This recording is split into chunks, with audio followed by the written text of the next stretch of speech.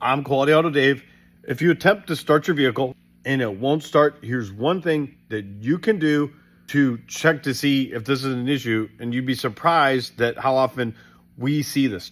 This is your battery. If it's accessible underneath the hood, something that anybody can do is just simply walk up and just grab the terminals and twist them. If they're loose, well, that's a pretty good indication that's your problem. Now, I know not all car batteries are right there under the hood, but if yours is and your vehicle won't start, that's something that you can do, because that's something we do run into. People, we've had plenty of clients have their cars towed over, and that's all that was wrong with it. They typically feel kind of stupid, like, duh, I could have done that, but that's besides the point. But anyway, there's a little tip from Quality Auto Dave.